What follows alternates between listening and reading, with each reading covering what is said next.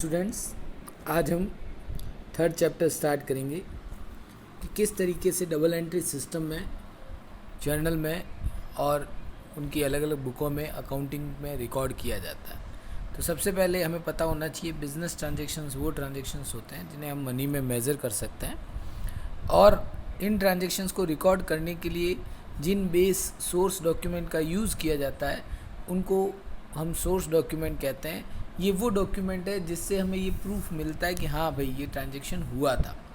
तो source document जैसे आप किसी को पैसे चुकाते हो तो उसकी रसीद, माल खरीदते हो तो बिल, डिलीवरी स्लिप वगैरह, बिल टी, ये सब चीज़ें जो है एक सोर्स डॉक्यूमेंट का काम करता है। अगर आप ट्रेल में जाते हो, वहाँ भाड़ा देते हो तो उसका टिकट, ये सब चीज़ें प्रूव करती है कि वास्तव में पेमेंट हुआ था या रिसिप्ट हुई थी। बैंक में पैसे जमा कराते हो तो पे इन स्लिप, चेक, सेल्स का बिल, इनवॉइस, कैश मीमो, ये सब ये प्रूव करते हैं कि वास्तव में इतना पेमेंट इसको हुआ है।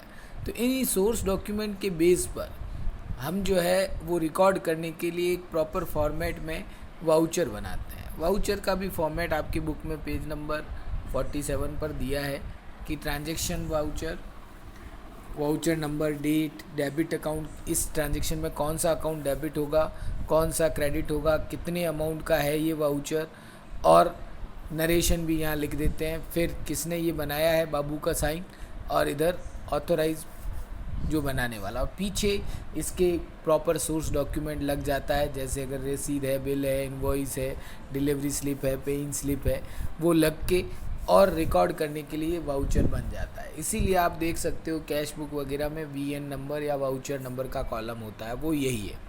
अब अकाउंटिंग वाउचर जो है वो डेबिट वाउचर भी हो सकता है और क्रेडिट वाउचर भी हो सकता है। डेबिट वाउचर जो है वो पेमेंट्स के लिए, खर्चों के लिए बनाया जाता है। क्रेडिट वाउचर जो है वो इनकम्स के लिए, प्रॉफिट्स के लिए, रिसिप्ट्स के लिए बनाए जाते हैं। और जिसके अंदर कैश पैसा आया है ना गया है, ऐसी कंडीशन में जो वाउचर बनेंगे वो जर्नल वाउचर बनेंगे, जिसमें एडजस्टमेंट एंट्रीज कॉम्प्लेक्स ट्रांजैक्शंस के लिए बनाए जाते हैं। इनको जर्नल वाउचर कहते हैं। ये नॉर्मली थ्योरी के लिए अच्छे से थोड़ा सा पढ़ लें आप।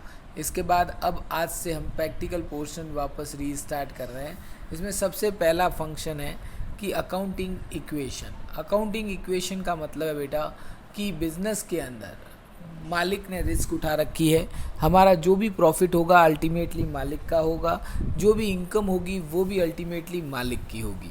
और चाहे कितने भी ट्रांजैक्शन हो जाए, जो भी प्रॉफिट लॉस, कमी बेसी आई है या कुछ भी बढ़ा है, तो हर चीज़ के लिए मालिक की जिम्मेवारी बनती है और मालिक ही उसके लिए ऑथराइज रहता है।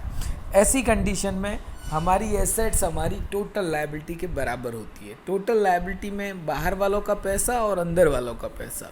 अंदर वालों का पैसे का मतलब है मालिक का दिया हुआ पैसा। बिजनेस के लिए वो भी एक लायबिलिटी है और वो भी उसे बिजनेस के ओनर को वापस देनी है। तो इन दोनों को अगर अलग अलग बांट दें तो assets equals to liabilities plus capital हो जाता है।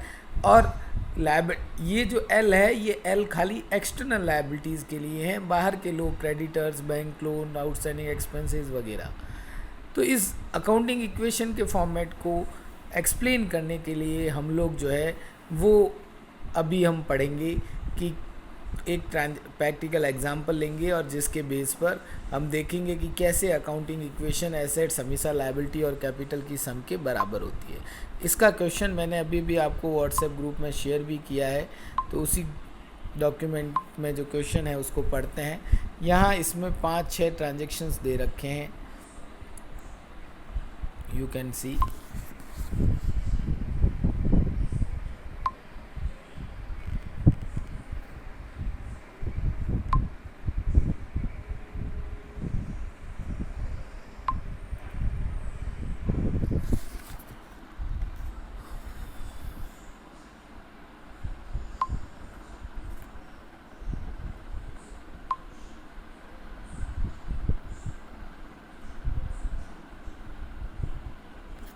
हाँ देखिए, सबसे पहले अजय ने बिज़नेस स्टार्ट किया 4 लाख लगा के। फिर उसने फर्नीचर ख़रीदा 60,000 रुपये का।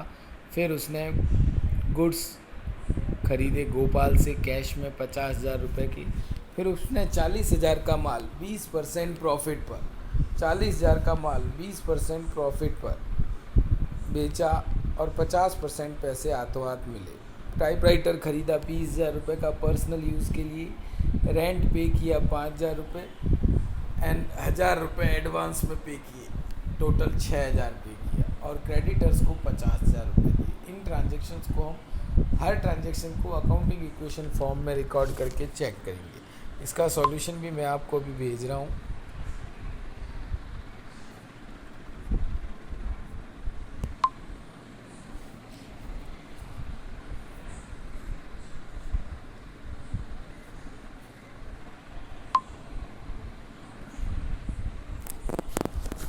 हाँ, तो पहला ट्रांजैक्शन जैसा आपके था कि सॉल्यूशन मैं व्हाट्सएप भी कर रहा हूँ आपको।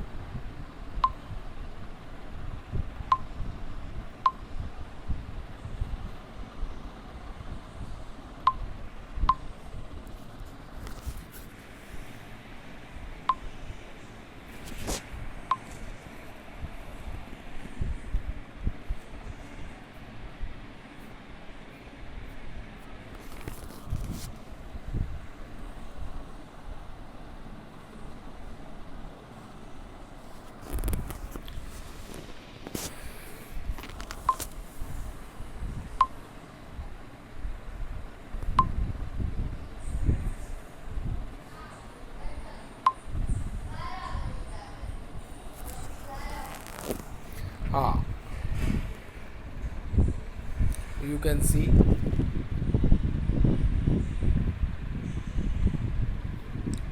कैश 4 लाख रुपए लगाए मालिक ने, तो कैश में 4 लाख प्लस और इधर कैपिटल में भी 4 लाख प्लस। फिर उसने 60,000 रुपये का फर्नीचर खरीदा उधार, 60,000 रुपये का फर्नीचर खरीदा उधार। तो फर्नीचर तो आ गया लेकिन कैश नहीं गया, फर्नीचर तो आ गया लेकिन कैश नहीं गया। तो कैश में से क्या, जस्ट होल्ड, में इसको रोटेट कर लेता हूँ।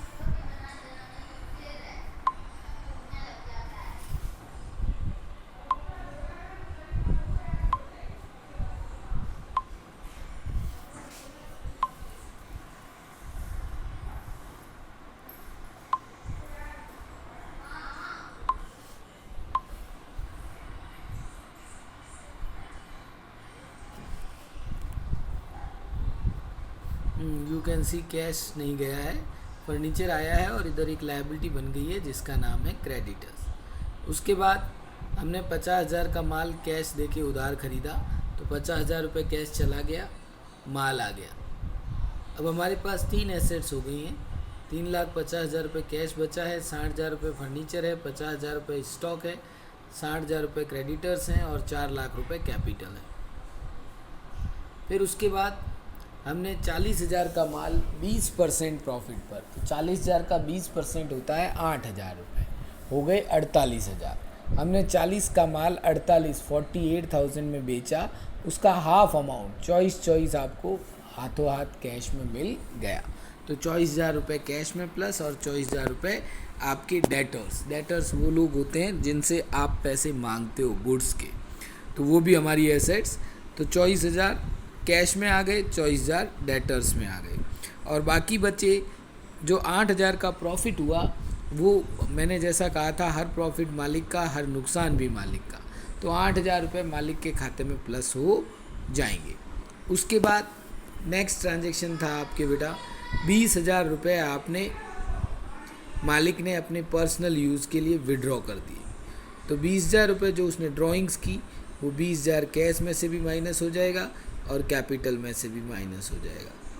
उसके बाद 6,000 रुपये किराया टोटल पे किया, 5,000 रुपये तो इस साल का है और 1,000 रुपये एडवांस है। तो टोटल 6,000 कैश में से गया, लेकिन 1,000 रुपये क्योंकि अभी तक यूज़ नहीं किया, जैसे यूज़ करना बाकी होता है वो हमारी एसेट्स होती है।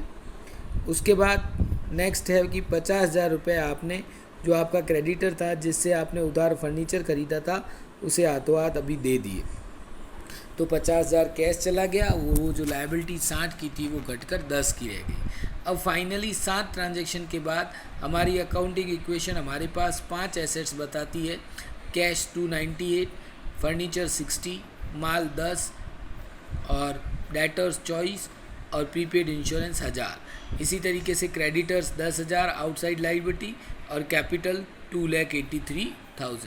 अगर इसे बैलेंस शीट के फॉर्म में दिखाएं तो लायबिलिटी साइड में 2 आइटम है, क्रेडिटर और कैपिटल, और एसेट साइड में 5 आइटम है, कैश, फर्नीचर, स्टॉक और प्रीपेड एक्सपेंसेस। ये इक्वेशन हमेशा इक्वल रहेगी, इट विल नेवर चेंज।